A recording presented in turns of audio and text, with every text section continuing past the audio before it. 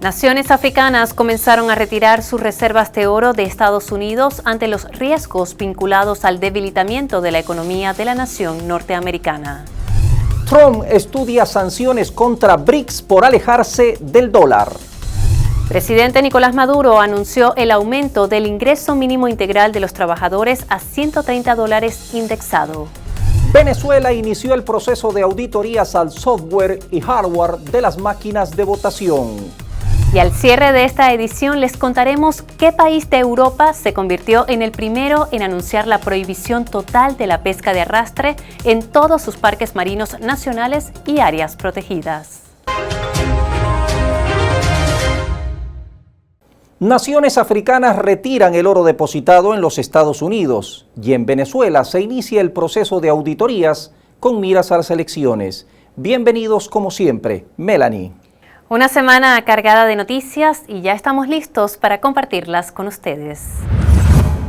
Varios países africanos comenzaron a retirar sus reservas de oro de Estados Unidos ante la creciente preocupación por la inestabilidad de la economía estadounidense. Según reseña la agencia de noticias RT, a mediados de abril se supo que Sudáfrica había decidido repatriar sus activos en oro de Estados Unidos. Los expertos creen que con esta acción el país busca recuperar el control de sus reservas nacionales y mitigar riesgos. A la decisión de Sudáfrica se sumó Nigeria en un intento de aislarse de posibles recesiones económicas. Pocos días después, Ghana tomó una decisión similar, recuperando también el control de las reservas de oro que se encontraban en las bóvedas estadounidenses. Los movimientos estratégicos de estas naciones buscan resguardar sus intereses económicos frente a riesgos como la inflación y la creciente deuda. Colombia anunció ruptura de relaciones con Israel este mes de mayo debido a las acciones del presidente israelí, a quien el mandatario colombiano Gustavo Petro ha calificado como genocida. Esta decisión se produce después de la escalada de hostilidades entre Israel y el movimiento palestino Hamás en la Franja de Gaza.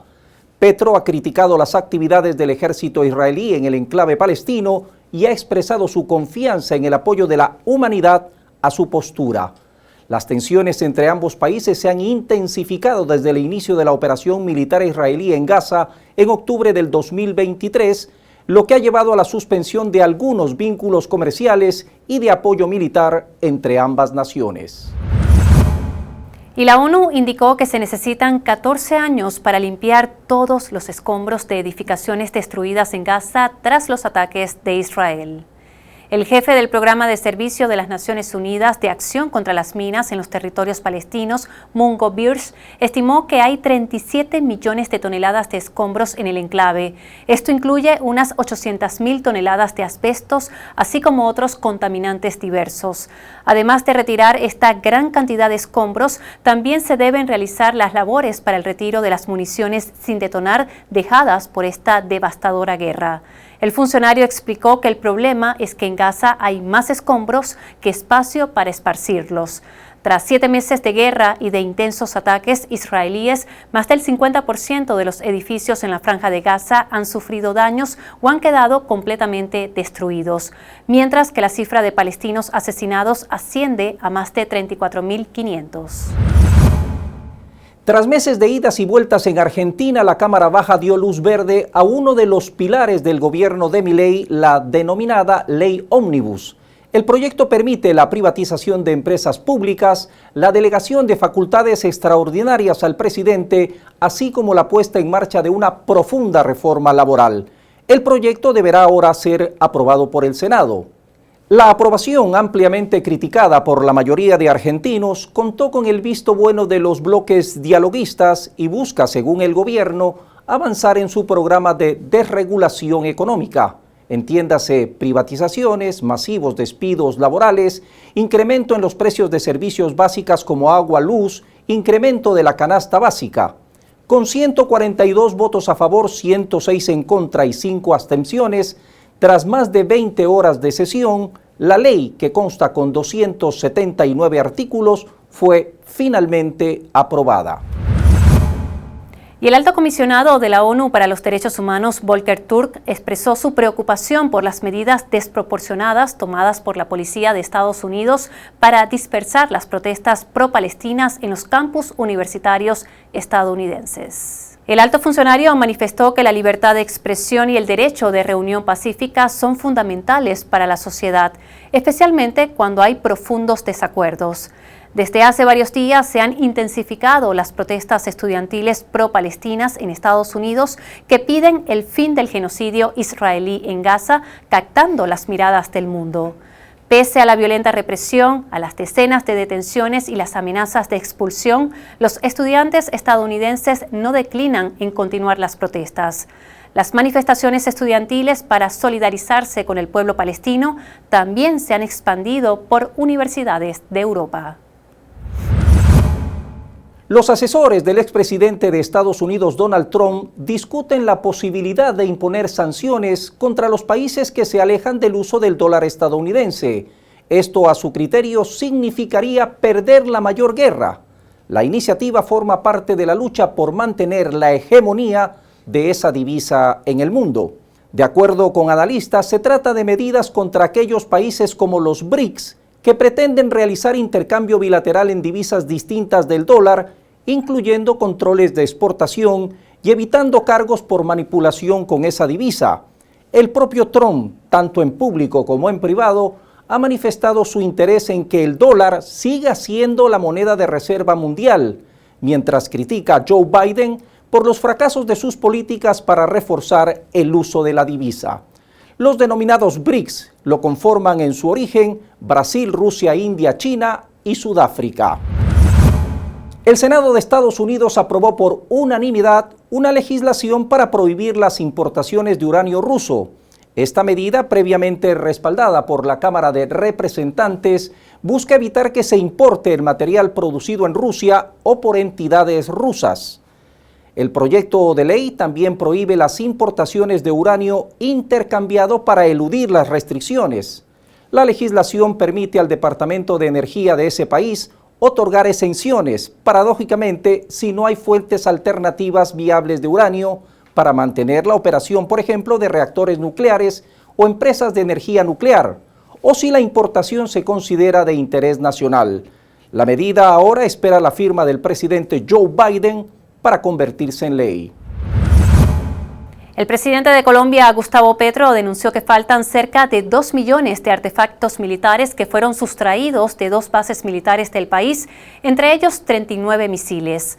Petro indicó que probablemente esos materiales fueron enviados al mercado de contrabando internacional o a grupos armados ilegales que operan en su territorio.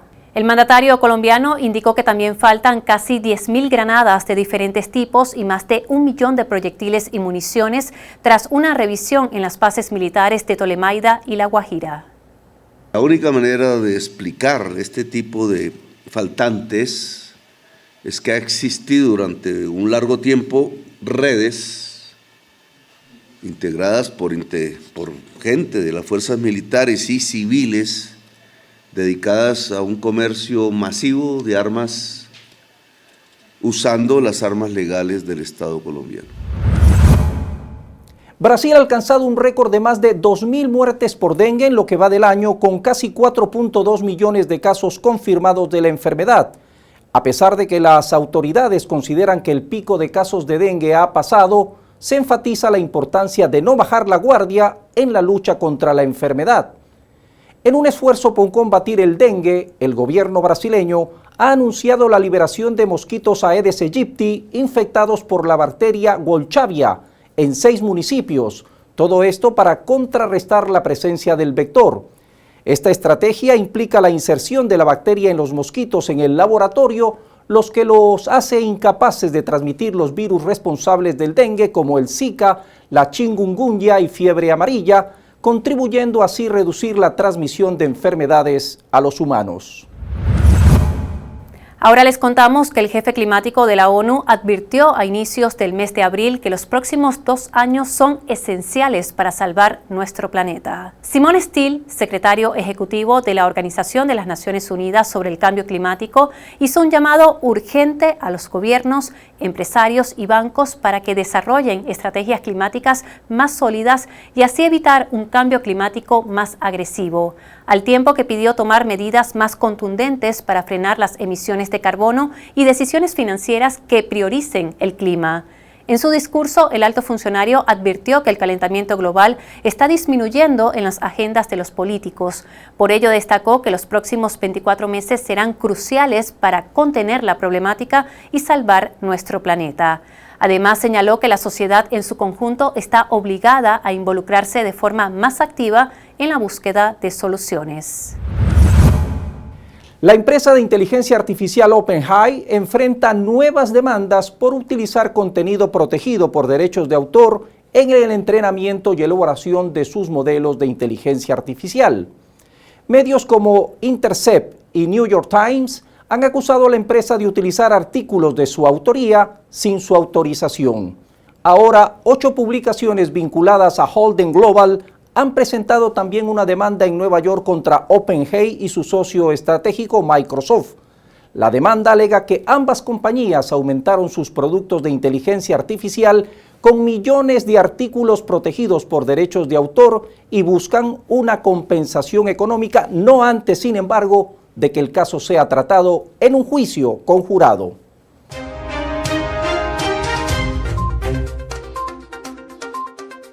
Ministro de Defensa de Lituania afirmó que están estudiando cómo forzar a los refugiados ucranianos en edad militar que viven en su país para que regresen a Ucrania para combatir contra Rusia.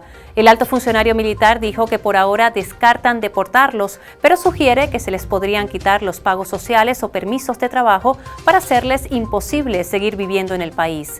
Según sus cálculos, eso los empujaría a regresar a Ucrania. El presidente de Ecuador, Daniel Noboa, decretó el estado de excepción en las costeras provincias de El Oro, Guayas, Manabí, Santa Elena y Los Ríos. La medida vuelve a estos territorios tan solo unas semanas después de que concluyera el estado de excepción a nivel nacional, impuesto hace casi 5 meses debido al recrudecimiento de la violencia por parte de grupos criminales. La empresa farmacéutica AstraZeneca admitió ante un tribunal británico que su vacuna contra el COVID-19 puede provocar trombosis que ocasiona que las personas presenten coágulos de sangre en los vasos sanguíneos del cerebro u otras partes del cuerpo. El reconocimiento del efecto secundario se produce cuando el laboratorio enfrenta una serie de demandas por lesiones y muertes vinculadas con la aplicación de su vacuna. La demanda colectiva ha sido presentada por 51 personas. El aspirante por el Partido Republicano a la presidencia de Estados Unidos, Donald Trump, fue multado con $9,000 y amenazado con ser encarcelado tras violar la orden de silencio emitida por el juez al criticar por redes sociales y su sitio web a los testigos que darían testimonio en su juicio. La Universidad de Shiraz, ubicada en Irán, anunció que otorgará becas a estudiantes y profesores pro-palestinos que fueron expulsados de las universidades de Estados Unidos y Europa por su solidaridad con Gaza. Según reseña la agencia de noticias Hispan TV, el presidente de la reconocida universidad dijo que los estudiantes y profesores pueden continuar su formación en ese centro de altos estudios iraní. Los 3 miembros de la tripulación de la misión china Shenzhou arribaron a la Tierra luego de una misión de 6 meses en la estación espacial y tras permanecer en órbita durante 187 días. Los 3 astronautas se encuentran en perfecto estado de salud y la misión fue calificada como un éxito. La tripulación será sometida a un periodo de cuarentena médica, exámenes médicos integrales y evaluaciones de la salud. Este domingo 5 de mayo, los panameños elegirán al nuevo presidente, así como alcaldes, diputados y representantes de provincias. Más de 3 millones de electores están convocados a las urnas. La elección se realiza en una sola vuelta y el triunfo se obtiene por mayoría simple. 8 candidatos se disputan la presidencia de la nación centroamericana en medio de una campaña marcada por los escándalos de corrupción, la explotación minera y los desafíos climáticos. Entra en vigencia el acuerdo comercial firmado entre China y Ecuador, que entre otros productos contempla principalmente camarón, banano y vehículos. Desde mayo rige el acuerdo comercial que exonera de aranceles a productos agrícolas ecuatorianos en el mercado asiático. Este acuerdo permite que el 99% de los productos de exportación de Ecuador accedan al mercado chino sin pagar impuestos o en un régimen de desgravación a corto plazo. El expresidente de Uruguay, José Pepe Mujica, quien presidió el país entre 2010 y 2015, anunció este 29 de abril que le fue detectado un tumor en el esófago. El exmandatario explicó que su caso es doblemente complejo porque padece una enfermedad inmunológica desde hace años que, entre otras cosas, ha afectado el funcionamiento de sus riñones, que le genera dificultades para someterse a quimioterapia. Líderes de América Latina se solidarizaron con Mujica por su enfermedad. Estados Unidos levantó las sanciones a 10 bancos de Rusia hasta noviembre del 2024. Las operaciones deberán estar relacionadas con extracción, producción, refinamiento, licuefacción, gasificación, regasificación y conversión, enriquecimiento, fabricado o transporte o compra de combustibles. Además, serán permitidas las transacciones de producción, suministro o intercambio de energía por cualquier medio, incluidas fuentes de energía nuclear, térmica y renovable.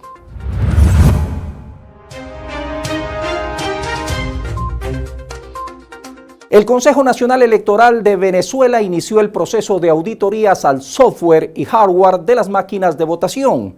Este proceso, que se divide en varias fases, tiene como objetivo verificar la integridad del sistema electoral y garantizar la transparencia y confiabilidad de los resultados en las próximas elecciones. En la primera etapa se revisarán aspectos como el secreto del voto, la autenticación biométrica, la protección de datos y los componentes físicos de las máquinas. Posteriormente se auditará el código fuente del software de las máquinas, que garantiza la transparencia en el conteo y transmisión de resultados. También se controla el hardware y se realizan pruebas en un ambiente simulado para verificar el correcto funcionamiento de todo el sistema. Finalmente, se revisará el cifrado de los archivos con claves compartidas con las organizaciones, todo esto con fines políticos, lo que garantiza la confidencialidad de los datos de los electores. Durante la conmemoración del Día del Trabajador, el presidente Nicolás Maduro anunció el aumento del ingreso mínimo integral de los trabajadores de la administración pública a $130 indexado. $90 corresponden al bono contra la guerra económica y los otros $40 al cesta ticket. Y hoy he decidido subir el ingreso mínimo integral de los trabajadores a $130 el mínimo, y que impacte crecientemente en la capacidad de los trabajadores.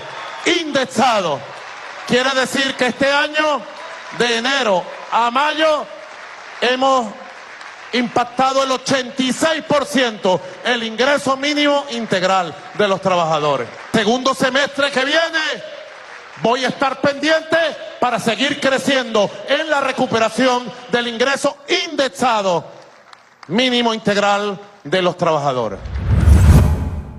El representante de Venezuela ante la ONU, Samuel Moncada, denunció a Estados Unidos e Israel por presionar a la Corte Penal Internacional para evitar investigar el genocidio que actualmente viven los palestinos en Gaza. Moncada acusó a Israel de mostrarse orgulloso de sus atrocidades y desprecio por el derecho internacional, evitando con el apoyo de Estados Unidos que la Comisión Penal Internacional cumpla con su deber. Afirmó que Israel busca consolidar su opresión sobre los palestinos tras negarles durante 75 años sus derechos políticos. Criticó que este país, con el respaldo de los Estados Unidos, busque expandirse en los terrenos ocupados con total impunidad. El fiscal general de la República, Tarek William Saab, afirmó el lunes 29 de abril que Tarek El Aissami y Samar López se aliaron con la oposición para derrocar al presidente Nicolás Maduro y destruir la economía del país.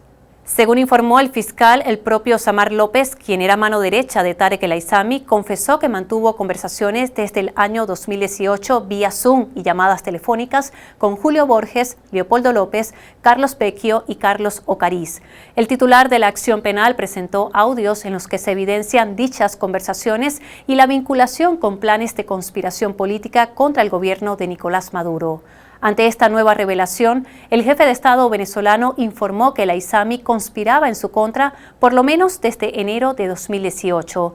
Incluso afirmó que el exministro de Petróleo y su grupo sabían del magnicidio frustrado de agosto de 2018, del golpe del 30 de abril de 2019 y de la llamada Operación Gedeón de mayo de 2020. Por su parte, el presidente de la Asamblea Nacional, Jorge Rodríguez, pidió a la justicia venezolana 30 años de cárcel para el aizami Isamar López. A pesar de las sanciones unilaterales de Estados Unidos, el presidente Nicolás Maduro asegura que la producción petrolera, petroquímica y de gas en Venezuela está garantizada y en pleno crecimiento. Invitó a los inversionistas a confiar en el país, destacando que se han preparado para no depender de nadie. Destacó además que se prevén nuevas inversiones para duplicar la producción petrolera, expandir la industria petroquímica y certificar las reservas de gas que se proyectan como la cuarta más grande del mundo. Empresas de diversas regiones han mostrado interés en participar en proyectos en Venezuela, incluyendo compañías europeas, estadounidenses, asiáticas, euroasiáticas, musulmanas, latinoamericanas, caribeñas y venezolanas. La recuperación y el desarrollo de la industria petrolera en el país están asegurados, reafirmó el presidente.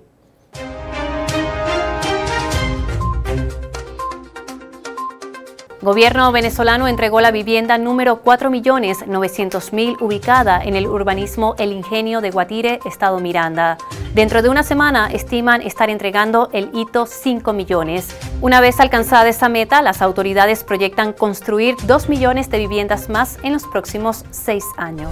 Tras la revocatoria de la licencia 44 por parte de Estados Unidos, la economía venezolana se vio afectada en $2.000 millones solo en el último cuatrimestre. Una vez más destacó el presidente de Venezuela que el chantaje norteamericano afecta la situación económica del país. Este 1 de mayo inició en Venezuela la temporada de ondas tropicales. Ante la llegada de las lluvias al país, esta semana se dio inicio al despliegue del operativo del Sistema de Gestión de Riesgo para realizar las acciones preventivas. Para esta temporada se estima el paso de 65 ondas tropicales sobre el territorio nacional. Más de 900 docentes de 36 universidades se reunieron en la Universidad Central de Venezuela para generar cambios en los diferentes enfoques de la educación universitaria con miras a los retos del futuro. El evento destacó avances en actualización curricular y fue el primer paso en el plan de acreditación internacional de la universidad. La vida del beato José Gregorio Hernández será llevada al cine en una película animada escrita y dirigida por Jorge Zambrano. Este proyecto cinematográfico podría ser estrenado el próximo mes de diciembre. Su creador informó que ya tienen adelantado más del 60%. El largometraje animado no solo busca que las personas aprendan de la vida del próximo santo de Venezuela, sino también que lo vean como un ejemplo de vida. El canciller Iván Gil acusó al secretario adjunto para asuntos del hemisferio occidental del Departamento de Estado de los Estados Unidos, Brian Nichols, de tener una actitud anacrónica, esclavista y colonialista. En ese sentido, el canciller venezolano criticó dicha actitud que dijo solo es superada por su despreciable irrespeto a los venezolanos.